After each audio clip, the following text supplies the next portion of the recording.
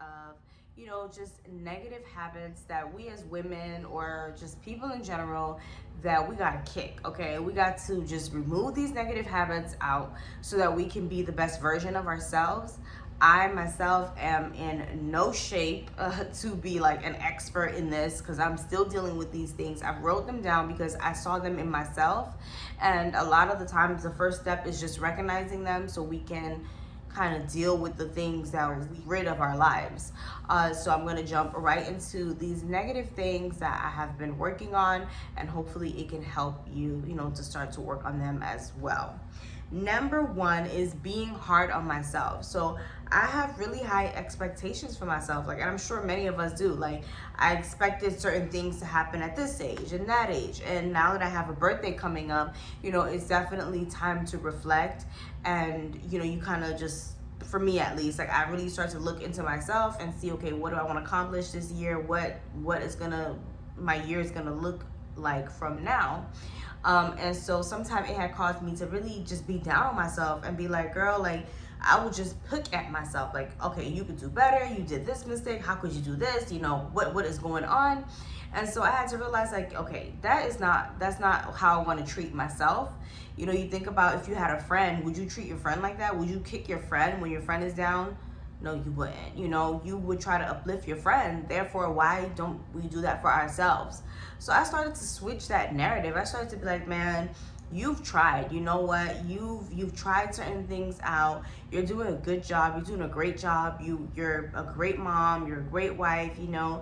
Just encouraging, giving myself even more encouraging words, and it has really helped. Like, just to turn that negativity into a positive. Use that negative energy and just flip it, and really start to uplift myself and not beat myself up. Just be like, you know what, this happens to everyone. It's okay that you made this mistake. You've learned from your mistake, and now it's time to forge ahead. Number two is saying too much, not doing enough. Like, saying too much and doing less.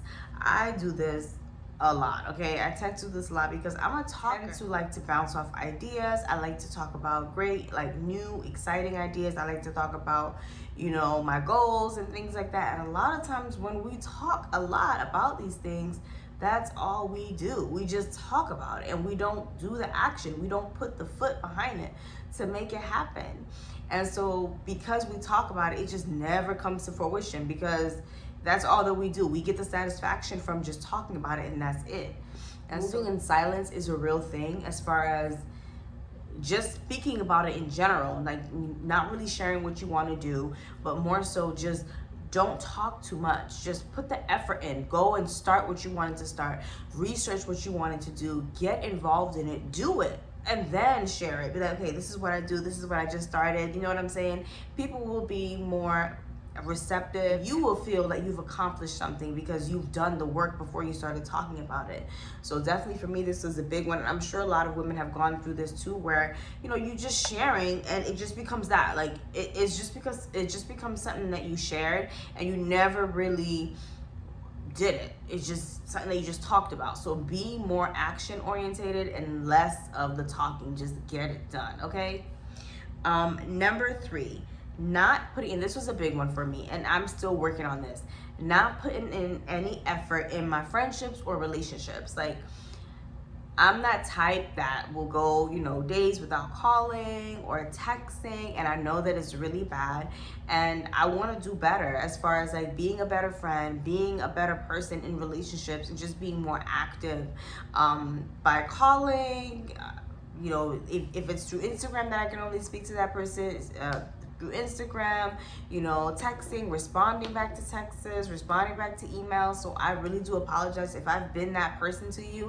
I'm sorry, but I'm aware of it, and I'm working on it. I'm working on being better, communicating better, and just being a better friend, going to the events, even if I don't want to go, just being present and just being a better friend. Because the older you get, you want to hold on to your friendships, because as, like, you see, it's not easy to make friends as you get older, because you have limits, and you're now, exactly what you want and what you don't want out of a friendship. So you're not just going to accept anybody. So it's really important to be more of a genuine friend, be there for your friends, call, text. It doesn't feel good when you're on the other end. Like when you don't get no calls, no texts, no nothing. You just kind of feel like you're just there. So definitely, for me, and I'm sure many women, or if not, it was just me, has an issue with kind of like communicating and being a better friend, being present. And so that's something that I definitely want to work on, something negative that I want to turn around and just make it more positive, reaching out to people and just being more open. Excuses, excuses, excuses, excuses, excuses. I'm the queen of excuses, okay? I've been that person that, I want to. A lot of times people have been telling me, you should start a YouTube. And I'm like, but I need this and I need that. Like, it was like a year ago. So, and excuses, excuses, excuses. And so, excuses can hinder us in so many ways, and we're literally putting weights on ourselves. We're putting limits on ourselves that no one put on us, but we put on ourselves. So we really have to deal with those excuses, and we almost have to look at others. I know that it's not the best way to get out of this excuses habit, but look at others, like other mothers, other women, young women, and they're capable, they're doing it. And so it's like there's really no excuse. They have the same amount of time as you have, or women who really want to work on their relationship with God. Like a lot of time you want to work on your relationship with God or work on your faith, and you're like, you have a list of excuses. I can't do this, or I can't, and it's like, no, if you really want to do it, you'll make it happen, because the things that we really want to do, there is no excuse. We're there. Or the things that we want to be a part of, we do. And so that was a big one for me. Like I would always have a list of excuses. I can't do this because I'm still young, or I have my kids, or I'm busy, or I don't have time for this. And I just began to remove the limitations. And as I did that, God has given me even more time to do more of the things that I wanted to do, so I removed the limitations off of me by eliminating the excuses and just getting it done. Okay, 2020, no excuses. Number 5, not allowing myself to heal, and just going into different relationships without allowing myself to heal properly. If you've known me for a long time, then you know that I've never really been single. I've always been in a relationship. I've always been in a situation. And so when you are in these kind of relationships, or when you're constantly in a relationship, you don't really have time to learn from what you've gone through in the past relationship. You don't have time to heal from that relationship, and you don't really know who you are after that relationship, right? Because when you're with someone, you get so entangled into who that person is, and you guys just become one person. And so now that you're no longer with that person, you have to realize who are you without your partner? Who are you without this person that was so involved in your life for such a long time? And so for me, I never had that opportunity to do that. And so I'm so thankful for my husband, for allowing me to kind of go through some healing processes, even while being married, because I needed to heal. I needed to kind of figure out who I am outside of all of my relationships that I've been in. It's not even that I've been in that many relationships, but I've just never really been by myself. And so definitely that's a negative habit, and it can trickle into other things. It can trickle into not really allowing yourself to heal, not allowing yourself to figure things out. You're always replacing something with what happened before, and you never give yourself time to just sit still, heal, and deal with what just happened. And so definitely, if that's you, I would suggest just stopping that altogether. Just don't get into different situations. Allow yourself to heal. Allow your time to just be alone. Be single, be by yourself, get to know yourself, get to know your relationships with God, get to know who you are, what you want to portray, who you want to be in this life, what mark you want to leave. And so try to do that before you get into a deep relationship or a marriage, whatever the case. Try to just have that time where you reflect and you just by yourself. Number 6, blaming others for where I am located. So it's easy to blame other people. Like, okay, I'm in this situation because of you. My parents did this. I wasn't raised that way. I didn't know that behavior. Then that's another excuse. It's another major excuse. When you become an adult, you no longer can say, oh, I wasn't, my parents this and my parents that. No, because hey, now you've learned what it means to formulate your own opinion, to make your own choices. So you can't blame your parents, and you start to realize your parents were just like you, especially when you become a mom or a dad. You realize, yo, your parents were just trying to figure this out the same way you're trying to figure this out right now. That was your parents all those years ago. So you can't make the excuse of, oh, my parents didn't have this for me, or they didn't set this up for me. It's like, no, you just have to figure it out at this point. You cannot continue to blame others, because you will never grow. You will never take the accountability and be like, wow, okay, that was me. I did this. I caused all of this chaos. I was the person who did this. I'm the one who caused this downfall on top of me. I'm the one who caused me to get fired. It was no one else. I caused, that relationship to fail. I caused myself to fail out of college or anything. Just take accountability, be a grown up, be mature about it, take full responsibility and take accountability, and that's how you grow. That's how you learn. You're like, oh, okay, that's what I did. Oh, okay, I see. Okay, I'm not going to do that again. But when you're constantly blaming other people, you never really learn. You never really fully understand what it means to learn a lesson. You're just blaming other people for everything that's happened to you. So definitely kick that habit. Number 7, this is similar to number 4. Excuses. This is laziness. Just straight up lazy, okay? You don't want to get up to clean your house. You don't want to get up to cook. And me being a mom, trust me, I can relate. Okay, there are days where I just don't want to do it because I feel like I'm a cleaning lady at this point. Especially with my kids being home, not being in school or none of their programs. It's just like they're home and I can't take them anywhere.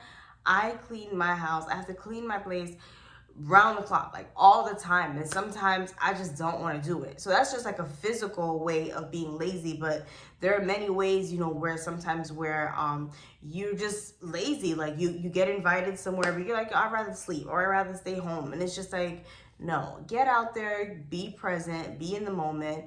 For me, that was a big one, and it still trickles sometimes. I still get in the moods where I'm like, I don't feel like doing nothing. I don't want to get off of my bed. I don't want to cook. I don't want to clean. I just want to stay in bed.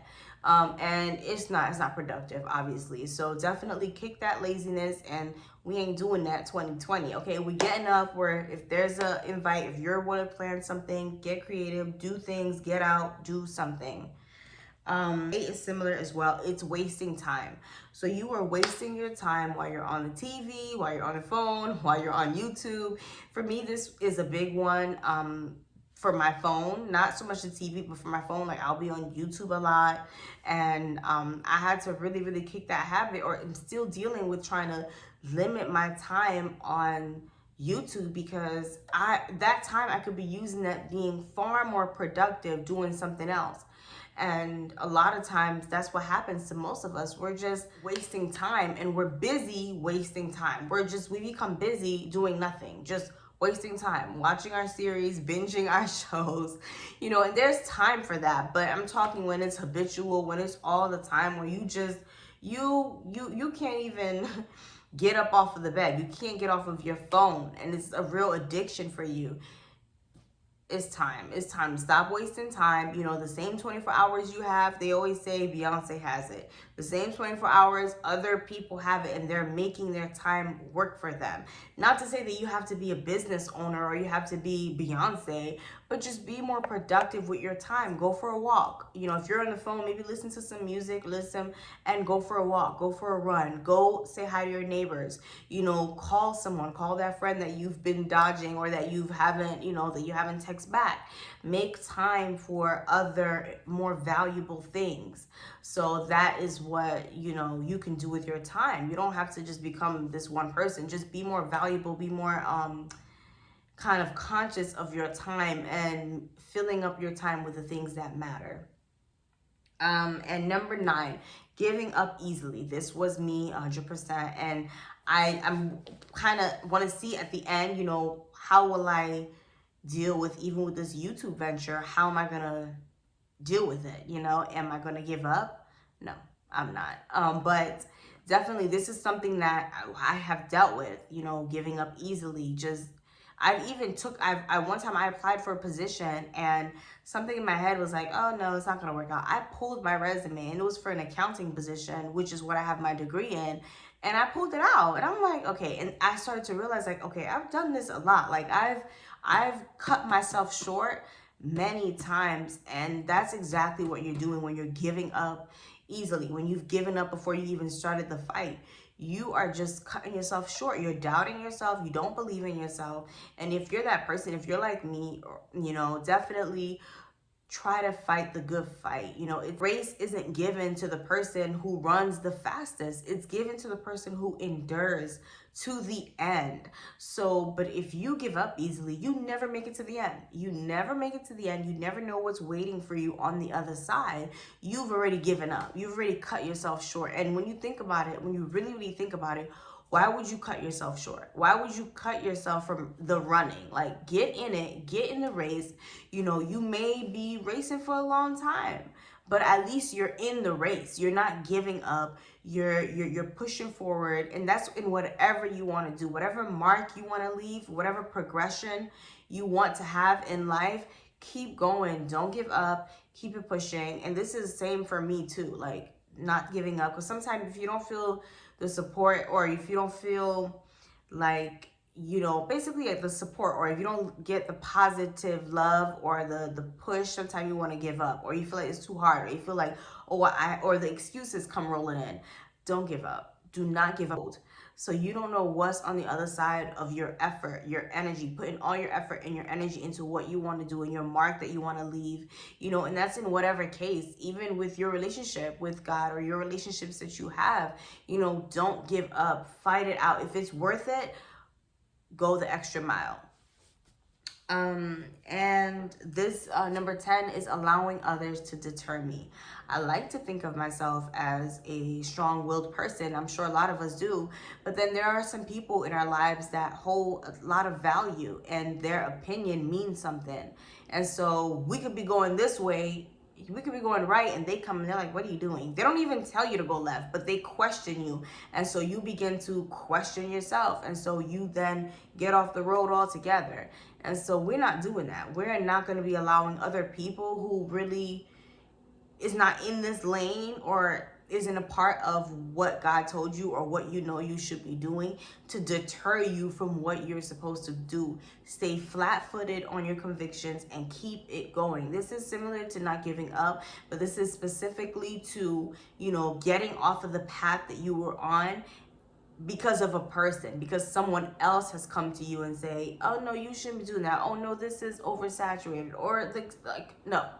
Keep going. Do not let your path be do not get off your path for nobody, okay? Because you'll be surprised. You'll jump off that path and someone else will jump right on that path, okay?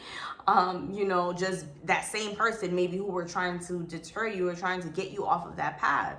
So definitely be strong in your conviction, and that's why it's really important for you to be passionate about what you want to do, whatever you want to do. If you want to be a mom, if you want to, you know, just be a homemaker, a chef, whatever is on your heart, or even if it's doing nothing, you know what I'm saying? That's what you want to do, and that's what you're passionate about. And if you are passionate about it, when someone comes and they try to deter you, you won't be deterred. You're just gonna, you're gonna keep it going. You're not gonna give up. And so it's really important to have passion. That's just a tip, to be passionate about, at least for me, like I need to be passionate about what I'm doing. So yeah, so these are my 10, oh, this video was kind of long, I'm sorry. So these are my 10 list of 10 things that I've come up with, negative things that I'm kicking, that I'm dealing with, that I'm confronting. And, you know, I just wanted to present it to you ladies. Let me know if any one of the numbers that you can relate to, anyone that you've kicked to the curb and you are no longer dealing with. Let me know. Let's start a conversation in the comments below. Don't forget to subscribe and turn on your post notifications, and I will see you in the next one. Bye.